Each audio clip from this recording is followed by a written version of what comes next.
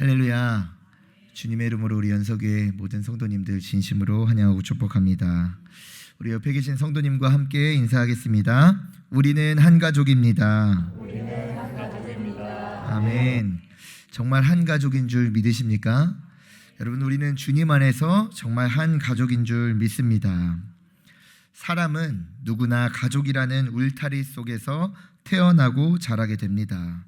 가족은 내가 선택해서 맺는 관계가 아니라 태어지자마자 나에게 주어지는 관계가 됩니다. 아버지와 어머니 없이 나라는 사람은 존재할 수가 없습니다. 그래서 이런 말이 있죠. 친구는 내가 고를 수 있지만 부모나 자녀는 내가 고를 수가 없다. 태어나 보니 자녀인 것이고 태어나 보니 부모인 것이죠. 이만큼 가족은 뗄래야 뗄 수가 없는 그런 특별한 관계입니다. 근데 요즘 시대에는 이 가족이라는 주제를 꺼냈을 때 다양한 사람들의 반응이 존재한다는 거예요. 어떤 이들은 가족을 말하면 가족만큼 내 편이 없다, 든든한 울타리가 없다고 말하면서 가족을 자랑하던 이들이 있는 반면, 또 어떤 이들은 가족에게 받은 상처가 너무 커서 이야기하기를 꺼려하고 주저하는 분들이 너무나도 많이 있다는 것입니다. 실제로 상담소나 심리학 연구를 보면 사람들에게 가장 큰 기쁨을 주는 것도 가족이지만 가장 큰 상처를 남기는 것도 역시 가족이라고 합니다. 이 재미있는 이야기가 하나 있는데요. 어느 가정에서 부부가 서로 다투었다고 합니다. 저희 부부 이야기는 아니고요. 그렇게 부부가 서로 다투다가 아내가 남편에게 이야기한 거예요. 내가 내 평생에 가장 잘못한 나의 실수 한 가지가 있는데 그것이 바로 당신과 결혼한 게 내 최악의 실수이다 라고 이야기를 하니까 남편이 그 이야기를 듣고 있다가 잠시 생각하더니 그렇게 말하더랍니다. 그러게, 당신이 그 실수만 안 했으면 내가 이런 삶을 살지 않았을 텐데. 무슨 말입니까? 당신의 실수 때문에 나도 지금 이런 삶을 살고 있다는 것이죠. 우스갯소리이죠. 이 이야기를 듣고 서로 웃으며 싸움이 멈췄다고 하는데요. 이처럼 상처를 가장 많이 주는 어려움도 있지만 동시에 가장 웃음이 많은 자리도 가족의 자리입니다. 우리 속담 속에 피는 물보다 진하다라는 말이 있죠. 그만큼 혈연으로 맺어진 관계는 강하고 쉽게 끊어지지 않는다는 거예요. 그런데 여러분, 요즘 세상 어떠합니까? 뉴스를 보면 어떤 뉴스들이 나와요? 이러한 가족 간에 서로 살인하고 서로 범죄하고 서로 정말 말도 못할, 입에 담지도 못할 그런 뉴스들이 하루에도 수건씩 우리에게 들려오지 않습니까? 전에는 상상조차 할 수 없던 일들이 현실 속에서 벌어지고 있다는 거예요. 왜 이렇게 되었을까요? 여러분, 사실 하나님께서 우리 인간에게 처음 주신 공동체가 무엇입니까? 바로 가정이었습니다. 아담이 혼자 있는 것이 보고 하나님께서 너무 부족해 보여서 아담을 도울 그 배필자로 하와를 만드셨죠. 이렇게 가정을 이루게 되었습니다. 여러분, 처음 이렇게 만들어진 가정은요, 가장 완전한 공동체였고 가장 아름다운 공동체였습니다. 아담과 하와가 서로를 향해 무엇이라 고백합니까? 이는 내 뼈 중에 뼈요 살 중에 살이라 고백하며 이 가정은 가장 아름다운 공동체로 가장 아름다운 공동체로 서 있었습니다. 그런데 여러분, 이 아름다웠던 공동체가 이 가운데 뭐가 들어오기 시작하니까 깨어진 거예요? 죄가 들어오니까 이 가정이 깨어지기 시작한 거예요. 사랑과 신뢰가 깨어지고 이 죄가 들어오니까 하나님과의 관계도 깨어지고 아담과 하와도 어떤 반응이 나타나요? 서로 남 탓을 하고 너 때문에 이랬다라고 이야기를 하면서 원망하는 모습이 가정 가운데 생기게 됩니다. 그래서 성경 속 첫 살인 사건마저 어디에서 일어나요? 가정 안에서 일어난 것 아닙니까? 가인이 동생 아벨을 죽였던 사건이죠. 이렇듯 우리에게 가장 소중해야 할 가족이 때로는 가장 아픈 자리가 되기도 합니다. 여러분, 그렇다고 해서 이 가족이 필요 없는 것일까요? 그렇지 않죠. 사람은 가족 없이 살아갈 수 없습니다. 그러나 그 가족이 완전하지 못하다는 것입니다. 여기에서 오늘 본문은 우리에게 아주 중요한 의미를 던져주고 있는데요. 오늘 본문 말씀을 통해서 예수님께서는 누가 내 어머니며 내 동생들이냐라고 물으시면서 전혀 새로운 가족의 패러다임을 말씀하세요. 피는 물보다 진하지만 그것보다도 더 진한 가정을 예수님께서 소개해 주시는데요. 여러분, 오늘 말씀을 통해서 예수님께서 말씀하시는 가족은 그렇다면 어떤 가족인지, 그리고 우리가 회복해야 할 가족은 어떤 가족인지, 그리고 회복하기 위해서는 어떻게 해야 하는지 그 은혜를 누리는 저와 여러분이 되길 간절히 축원합니다. 가장 먼저 첫 번째로 우리는요, 이 혈연의 가족이 불완전하다는 사실을 깨달아야 합니다. 오늘 본문을 보시면 예수님께서 제자들과 무리에게 말씀을 가르치고 계실 때 갑자기 밖에서 소동이 일어나게 돼요. 어떤 사람이 와서 예수님께 이르기를, 보소서, 어머니와 동생들이 밖에서 당신을 찾나이다 라고 말하고 전달합니다. 여러분, 그 순간을 한번 상상해 볼까요? 예수님의 가족이요, 먼 곳을 달려와 예수님을 찾고 있어요. 어디에서 어디까지 왔느냐? 예수님의 고향인 갈릴리 나사렛에서 예수님이 계신 가버나움까지 찾아왔어요. 그런데 한 명만 찾아왔어요? 아니요. 어머니와 누이들과 동생들 온 가족이 총출동해서 예수님을 만나러 왔어요. 그 거리가 30km 정도나 떨어진 거리입니다. 오늘날에는 차 타고 가면 30km 금방 가겠죠. 당시의 교통수단과 당신의 상황을 생각해 보면요, 하루 종일 걸어서 이동해야 하는 거리가 바로 그 거리였습니다. 그 먼 거리를 온 가족이 지금 예수님을 만나기 위해서 온 상태란 말이에요. 예수님이 아무리 제자들과 그 무리들에게 가르치고 있다 하더라도 어머니를 포함해서 그 가족이 왔을 때 여러분 어떻게 해야 했을까요? 마중이라도 나가야 하지 않았을까요? 그렇다면 이 가족들은 도대체 왜 왔을까요? 무언가 목적을 가지고 왔는데 예수님은 이 가족들에 대하여 어떻게 반응하느냐? 누가 내 어머니고 누가 내 동생들이냐라고 말씀하시면서 예수님은 가족들을 마중하러 나가지 않으셨다는 거예요. 이 모습을 볼 때 여러분의 생각은 어떻게 됩니까? 아니, 예수님 내 부모를 공경하라 하시면서 전혀 공경하지 못하고 예수님 불효자식 아닌가라고 이런 생각이 우리 가운데 들 수가 있는 그런 상황이죠. 근데 여러분, 이 우리가 성경 전체의 맥락을 살펴보면 예수님은 결코 불효자가 아니었음을 우리가 찾아보게 되죠. 예수님의 그 가상칠언 중에 예수님의 그 마지막 십자가 위에서도 예수님께서 뭐라고 말씀하세요? 여자여 보소서 아들이니이다 하면서 제자 요한에게 어떻게 해요? 끝까지 자신의 어머니를 부탁하시던 그 예수님의 모습을 우리가 살펴보게 되지 않습니까? 지금 십자가에서 피 흘리며 계신 그 속에서 그 마지막까지도 어머니를 걱정하며 어머니를 공경하던 사람이 바로 예수님이었습니다. 부모 공경의 계명을 온전히 지키신 분이 예수님이었어요. 그러므로 오늘 본문 말씀에서의 반응은 단순한 불효가 아니라는 것이죠. 그렇다면 도대체 예수님은 왜 오늘 말씀 가운데 그 가족이 그 먼 걸음을 해서 찾아왔는데 그 가족을 차갑게 대하신 것일까요? 그 이유를 알기 위해서는 우리가 성경 전체의 맥락을 알 수 있어야 되는데 우리 21절 말씀 한 목소리로 함께 합독하여 읽겠습니다. 시작.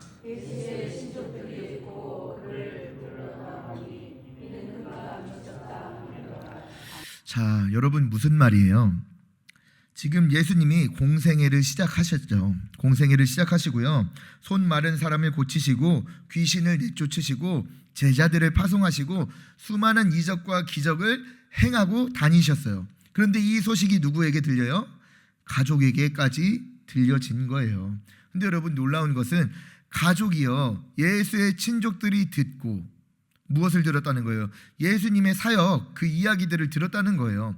그런데 그걸 듣고 가족들이 뭐라고 생각해요? 이는 그가 미쳤다 하밀러라. 예수님이 정신이 나갔다고 생각하고 예수님을 붙잡으러 지금 가버나움까지 왔다는 사실을 우리는 알아야 합니다. 여러분, 지금 수많은 사람들이 예수님을 믿고 예수님을 따르며 예수님의 그 놀라운 이적과 그 기적을 다시 한번 체험하고 있는데 이 가장 가까운 예수님의 가족들이 이 예수님을 이해하지 못해요. 오히려 체면이 깎이고 위험해진다고 생각을 해요. 그래서 그러한 예수님을 억지로 잡아다가 집에 데려가려고 지금 찾아온 것입니다. 여러분, 이처럼 아무리 가까운 가족이라 할지라도요, 때로는 서로를 온전히 이해하지 못할 때가 있습니다. 예수님은 형제들과 누이들로부터 어린 시절 함께 자랐습니다.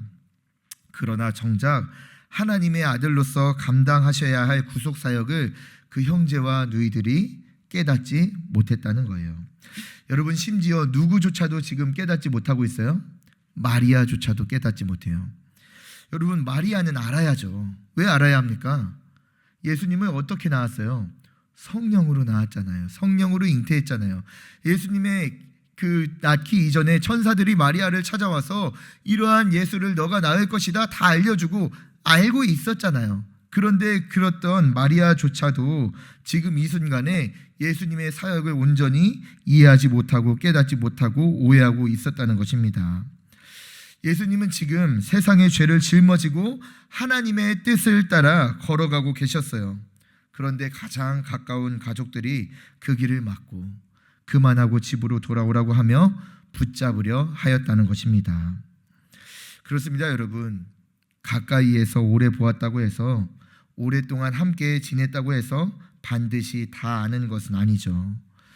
예수님께서 고향 나사렛에 가셨을 때에도 고향 사람들은 이 사람은 마리아의 아들이 아니냐, 우리와 함께 자라지 않았느냐 하며 예수님을 무시하고 배척하였음을 우리가 성경을 통해서 확인하게 됩니다.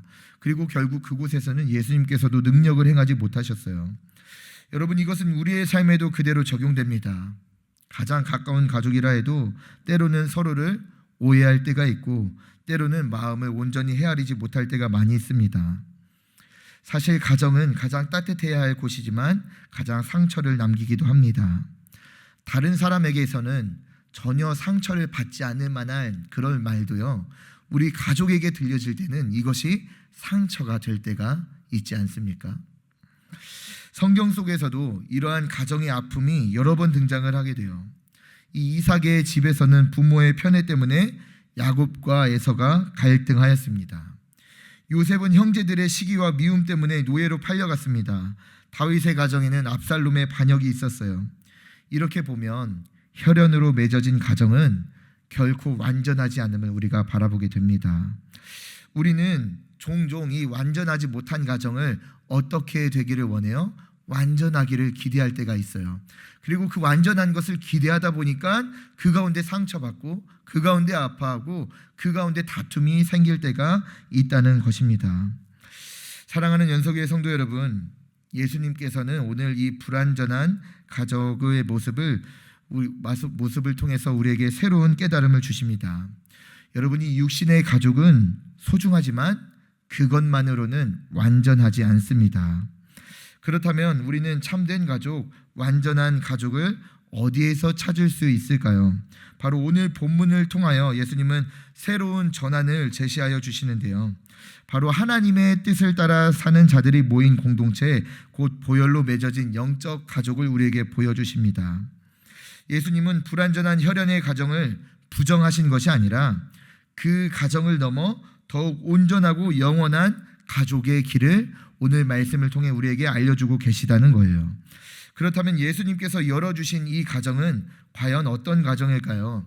오늘 두 번째로 나눌 은혜가 될 텐데요. 오늘 두 번째로 나눌 은혜는 예수님께서 열어주신 가정은 혈연을 덮는 보혈의 가정입니다.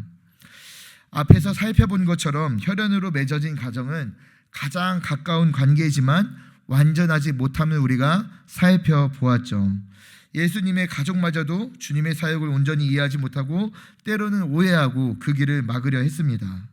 그렇다면 예수님이 말씀하신 참된 가족은 무엇일까? 오늘 34절, 35절 말씀 한 목소리로 합독하여 읽도록 하겠습니다. 34절, 35절입니다. 시작.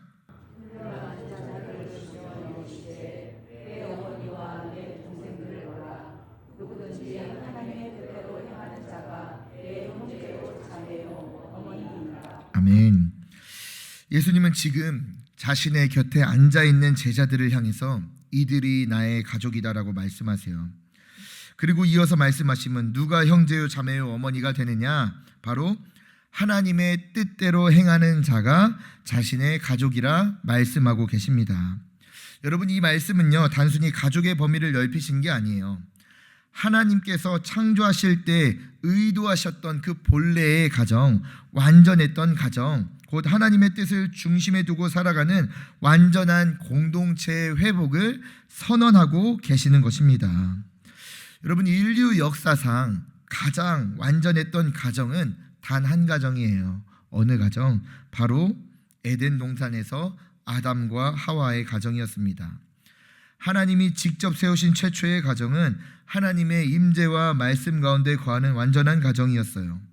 그러나 그 가정이 죄가 들어오면서 무너지지 않았습니까? 하나님께서 처음 주신 가정의 목적은 상실되고 서로를 탓하고 원망하며 분열이 시작됩니다. 예수님께서는 바로 이 깨어진 가정을 회복시키고자 하고 계시는 거예요. 아버지 되신 하나님을 중심에 모시고 하나님의 뜻을 따라 살아가는 새로운 가족, 곧 하나님 나라의 가족을 세우신 것입니다. 여러분, 이 가족은 혈연이 아니라 믿음으로 맺어지고 육신의 피가 아닌 예수님의 보혈로 묶이는 가족인 줄 믿으시기 바랍니다. 육신의 가정에도요, 부모가 있죠. 어머니가 있고 아버지가 있어요. 여러분, 이 영의 가정에도 아버지가 계십니다. 바로 누구입니까? 하나님 아버지께서 우리의 아버지가 되어주시는 줄 믿습니다. 그래서 이 가족은 결코 끊어지지 않는 영원한 관계가 되는 거예요. 혈연의 가족은 죽음 앞에서 끝이 나지만 보혈의 가족은 영원히 이어집니다. 무엇보다 이 가족은 십자가를 통해서 완성이 돼요. 여러분, 이 육신의 가족에는 DNA와 이 혈통이 흐르듯 이 영적인 가족에도 피가 흐르는데요, 바로 예수 그리스도의 보혈이 흐르는 줄 믿으시기 바랍니다. 그 피가 우리를 하나로 묶고 하나님의 자녀로 삼고 영원한 가족으로 만드신 것입니다. 우리가 출애굽기 6월절 사건을 한번 기억해 볼까요? 이스라엘 백성들이 애굽에서 출애굽하던 그때 10가지 재앙이 애굽 가운데 내려지게 되었습니다. 그리고 그 마지막 재앙은 무엇이었습니까? 처음 난 것들의 죽음이었죠. 곧 장자의 죽음이었습니다. 사람이든 가축이든 모든 것 하나 할 것 없이 처음 난 것들은 다 죽음 가운데 놓이게 되었어요. 그런데 그 죽음을 피할 수 있는 길이 있었는데 그것이 무엇입니까? 어린 양을 잡아다가 집 문설주와 문지방에 부르게 되면 그 죽음이 유월해서 넘어간 것 아니겠습니까? 그리고 실제로 말씀에 순종한 집은 모두가 살았습니다. 그러나 피가 없는 집에는 장자의 죽음이 임했죠. 여러분, 이 유월절 어린 양의 피가 누구를 가리키는 것입니까? 바로 예수 그리스도의 십자가 보혈을 지금 예표하고 있는 것 아닙니까? 예수님은 온 인류의 유월절 어린 양이 되셔서 십자가에 달리셨습니다. 그 피로 인하여 우리는 사망에서 생명으로 옮겼고 죄와 사망의 권세가 우리를 넘어가게 되었다는 거예요. 여러분, 지금 이 시간 예수 그리스도의 보혈이 우리를 씻으셨음을 믿으십니까? 우리가 예수 그리스도의 피로 씻음 받았음을 믿으십니까? 여러분, 그렇다면 우리가 예수의 피로 하나 된 가족이 된 줄 믿으시기 바랍니다.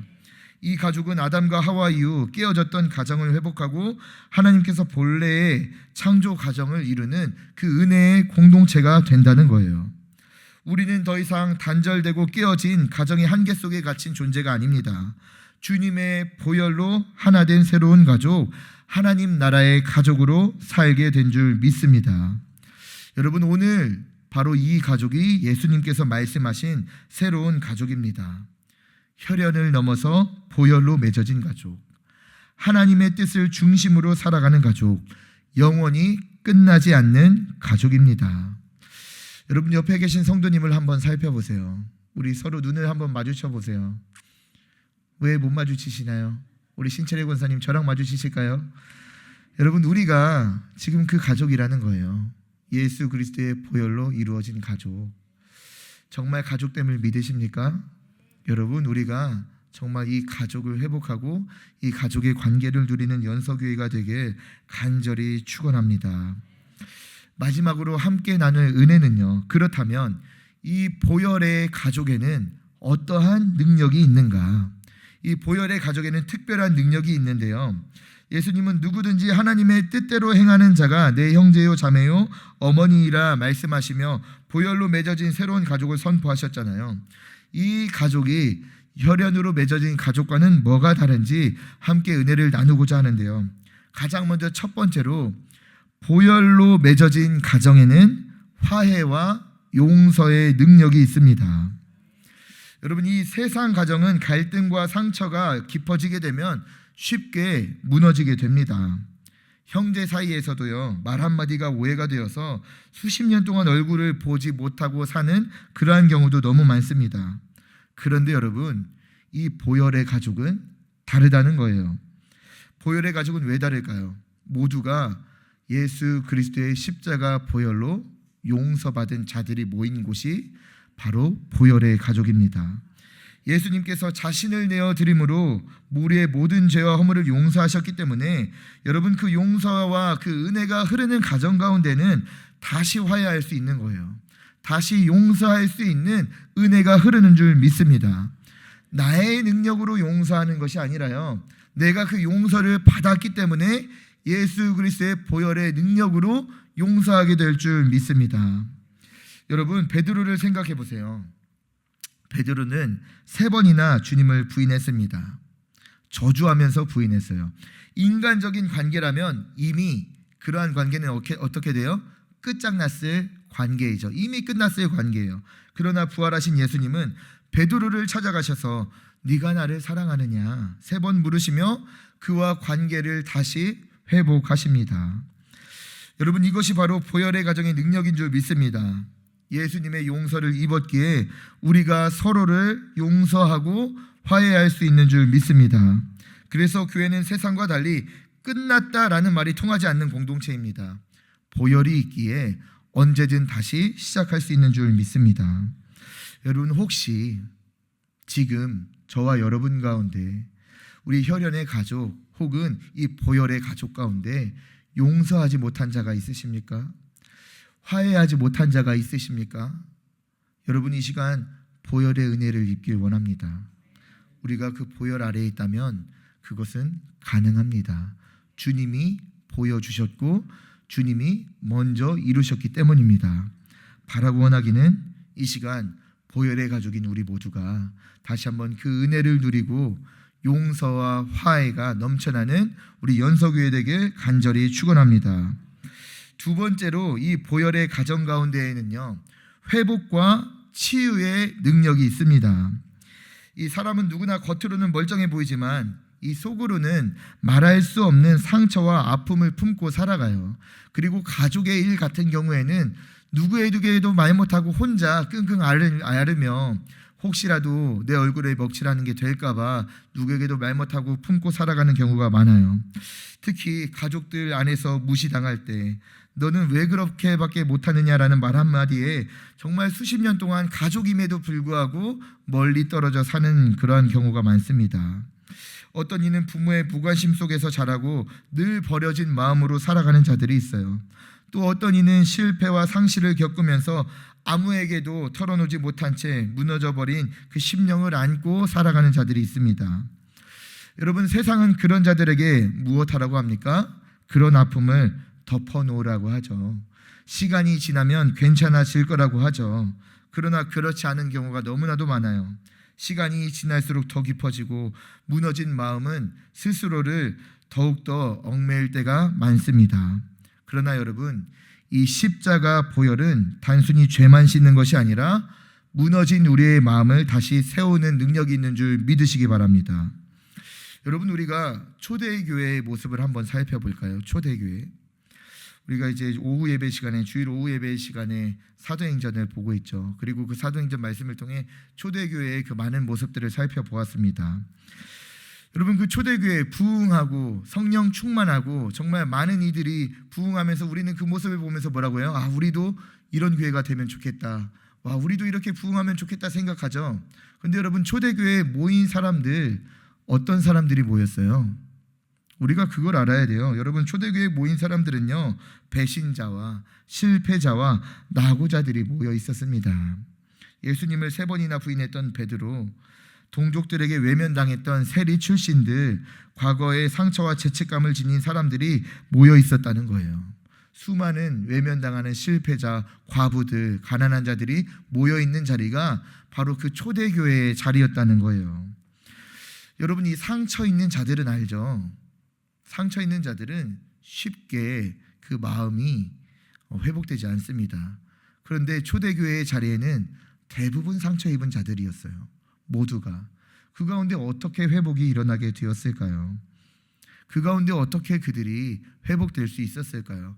어떻게 그들이 나누는 자가 되고, 어떻게 그들이 물건을 통용하는 자가 되고, 어떻게 그들이 사랑으로 섬기는 자들이 될 수 있었을까요? 여러분, 이것은 인간의 능력에 있는 게 아닙니다. 사람의 결단으로 되는 게 아니에요. 인간의 힘으로 되는 게 아니죠. 무엇입니까? 성령이 그들 가운데 임할 때, 예수 그리스도의 보혈이 그들을 덮을 때, 그들의 마음이, 상처가 위로가 되고 회복이 되고, 그 상처받은 자들에서 이제는 사랑을 나누는 자가 된 줄 믿으시기 바랍니다. 여러분, 나누는 게 우선이 아니라 뭐가 우선되었다는 거예요? 그들의 상처가 먼저 회복이 된 줄 믿으시기 바랍니다. 여러분, 오늘도 마찬가지예요. 우리가 주님 앞에 눈물로 무너진 마음을 가져올 때 십자가 보혈이 우리의 심령을 싸매주세요. 가정 안에서 너는 소중하지 않다는 상처로 무너졌던 그 영혼이 십자가 보혈 앞에 나아갈 때 너는 사랑하는 내 아들이다, 내 딸이라는 그 사랑으로 회복의 영을 부어주시는 줄 믿으시기 바랍니다. 실패와 절망으로 무너져 있던 그 인생 가운데 예수 그리스도의 그 보혈이 덮어질 때, 보라 내가 너를 통해 새 일을 시작하리라 라는 이 소망의 힘이 부어지는 줄 믿으시기 바랍니다. 그렇습니다, 여러분. 이것이 바로 보혈의 가정의 능력입니다. 내면 깊은 곳의 아픔을 치유하고 무너진 삶을 다시 세우는 은혜. 여러분, 그래서요, 교회는 단순한 모임이 아니라 병든 심령이 치유받고 고침받고 무너진 인생이 다시 일어나는 공동체가 바로 교회 공동체인 줄 믿으시기 바랍니다. 여러분, 그 회복의 과정에는 말씀으로 치유되고 말씀으로 회복되지만 그 과정 가운데 누구를 사용하세요? 나를 사용하세요. 내가 그 치유의 도구가 될 수 있다는 것을 우리는 알아야 돼요. 그런데 언제 내가 그 치유의 도구가 되느냐? 내가 먼저 보혈로서 씻음받을 때, 내가 먼저 성령 충만할 때, 여러분, 그 가운데 회복이, 위로가 나타나는 줄 믿습니다. 이 시간 다시 한번 우리 연서교회 여러분, 보혈로 맺어진 가정입니까? 그러한 위로와 회복이 충만한 공동체가 되길 간절히 축원합니다. 우리 앞서 우리 김복희 권사님께서 기도해 주실 때 그 기도하시는 거잖아요. 사랑 충만한 교회 되게 하여 주시옵소서, 은혜 흘러가는 교회 되게 하여 주시옵소서, 좋은 소식 넘치는 교회 되게 하여 주시옵소서. 여러분, 저는 믿어요. 정말 내가 누구를 바라볼 게 아니라 내가 보혈 안에 거할 때, 내가 은혜 안에 거할 때, 내가 십자가 앞에 엎드릴 때, 여러분, 우리는 보혈로 맺어진 가족으로서 이 은혜가 글로 배운 은혜가 아니라 우리가 경험하게 되는 그러한 은혜가 될 줄 믿습니다. 이 시간 그러한 연서교회 되길 간절히 축원합니다. 마지막으로 함께 나눌 텐데요, 이 보혈의 가정에는 영원한 생명의 능력이 있다는 것입니다. 여러분, 이 세상 가정은 아무리 사랑한다 하더라도 결국에는 죽음 앞에서 끝이 나게 되죠. 아무리 끈끈한 부부, 부모와 자녀, 형제, 자매라 해도 죽음 앞에서 붙들 수는 없습니다. 그러나 여러분, 이 보혈로 맺어진 가정은 죽음을 넘어서는 줄 믿으시기 바랍니다. 예수님은 요한복음 11장에서 나사로의 무덤 앞에서 마르다에게 말씀하세요. 나는 부활이요 생명이니 나를 믿는 자는 죽어도 살겠고 살아서 나를 믿는 자는 영원히 죽지 아니하리니 이것을 내가 믿느냐. 아멘. 예수 그리스도의 보혈로 맺어진 가족은 죽음으로 끊어지지 않습니다.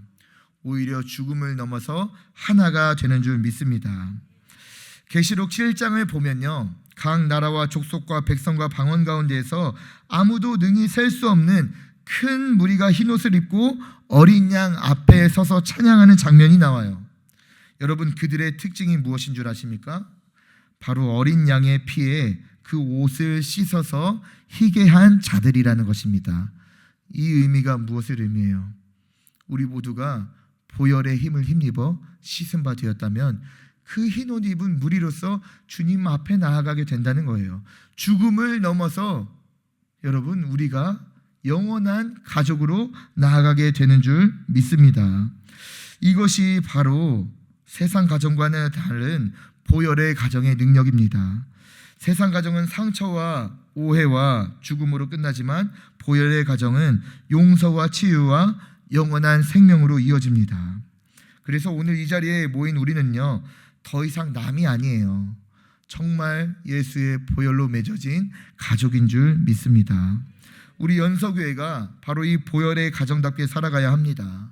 서로 미워하지 않고 끝까지 사랑하고 분열하지 않고 하나 되어서 세상 속에 하나님 나라 가족의 증거를 드러내야 합니다. 이것이 바로 오늘 본문을 통하여 말씀하시는 예수님께서 말씀하시는 새로운 가족의 모습이고 보혈의 가족만이 누리는 영광스러운 능력인 줄 믿습니다. 말씀을 정리합니다. 사랑하는 연석의 성도 여러분, 오늘 우리는 예수님의 말씀을 통해서 진정한 가족이 누구인지 다시금 생각하게 되었어요. 누구든지 하나님의 뜻대로 행하는 자가 내 형제요, 자매요, 어머니이라.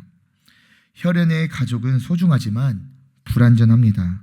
그러나 주님은 십자가의 보혈로 우리를 영원한 가족 삼아 주신 줄 믿습니다. 세상 가족 때로 오해하고 상처 줄 때가 있죠. 죽음 앞에서 이별해야 할 때가 있죠. 보혈의 가족은 다른 줄 믿습니다. 그런데 여러분, 우리가 오늘 말씀 가운데 오해하지 말아야 할 것이 무엇이냐? 오늘 말씀은 혈연의 가정을 떠나서 보혈의 가정을 이루라는 게 아니에요. 혈연의 가정이 중요하지 않다라는 게 아니에요. 혈연의 가정 너무나도 중요하죠. 그런데 그 혈연의 가정 가운데 무엇을 덮어야 된다는 거예요? 보혈을 덮어야 된다는 거예요. 우리 각자마다의 가정이 있잖아요. 그 가정 가운데 예수 그리스도의 보혈이 덮어진다면 그 가정이 바로 하나님 나라의 가정이 되는 줄 믿으시기 바랍니다.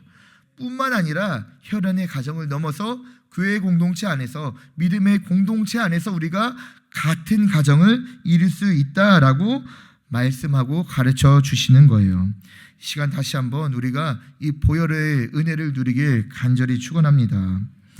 여러분, 6.25 전쟁 때 수많은 아이들이 부모를 잃고 거리에 버려졌어요. 한 미국인 선교사 부부가 길가에 버려진 어린아이 하나를 발견하고 입양하였습니다. 추위와 굶주림 속에 죽어가던 그 아이를 발견하고 그 아이를 너무나도 정성껏 사랑으로 키웠습니다. 그런데 그 아이가 성장하며 날마다 했던 고백이 있다고 해요. 나는 부모님의 피를 물려받지 않았습니다. 그러나 나는 분명히 그들의 아들입니다. 왜냐하면 그들의 사랑과 희생이 내 삶을 살렸기 때문입니다. 여러분, 그렇습니다. 혈연의 피 너무나도 중요해 보이죠. 그러나 그것을 덮는, 그것보다 더 큰 사랑이 있는 줄 믿습니다. 바로 예수 그리스도의 사랑입니다. 죄 가운데 버려져 죽을 수밖에 없었던 우리를 위하여, 우리를 외면치 않고 찾아오셔서 십자가 보혈을 통하여 우리의 죄를 용서하시고 우리를 하나님의 자녀 삼아 주셨습니다. 여러분, 예수님의 십자가 때문에 우리는 하나님을 아버지라 부를 수 있게 된 줄 믿으시기 바랍니다. 그 은혜를 지금 우리가 누리고 있다는 거예요. 그러므로 우리는 오늘 이 은혜를 반드시 기억해야 합니다. 내가 용서받은 것은 나의 공로가 아니라 온전히 예수 그리스도의 보혈 때문입니다. 이 보혈의 은혜를 안다면, 여러분, 우리가 이것을 누리며 살아간다면 그 보혈의 피로써 한 가정이 되어 다시 한번 살아가게 될 줄 믿습니다. 그리고 그 가정 가운데에는 원망 대신 감사가, 분열 대신 하나됨이, 미움 대신 사랑이 넘쳐나게 될 줄 믿습니다. 이 시간 다시 한번 오늘 말씀, 여러분, 그저 스쳐 지나가는 그런 말씀이 아니라 정말 믿음으로 붙드는 그러한 자리가 되길 간절히 축원합니다. 오늘 다시 한번 십자가의 보혈 앞에 우리가 엎드리십시오. 그리고 그 보혈이 나로서 끝나는 것이 아니라 우리 가정으로 흘러갈 수 있도록 기도하십시오. 내가 그 보혈의 통로가 되겠습니다. 예수 그리스도의 보혈로 우리 가정이 적셔지게 하여 주시옵소서. 뿐만 아니라 우리 연서교회 가운데도 여러분, 그저 같이 예배드리는 사람, 그저 아는 사람이 아니라 우리는 뭐라고요? 가족인 줄 믿습니다. 우리가 다시 한번 그 예수 그리스도의 보혈의 은혜를 누리는 가족 되어서 세상 가운데 하나님 나라를 널리 전할 수 있는 우리 연서교회 되길 간절히 축원합니다. 기도하시겠습니다.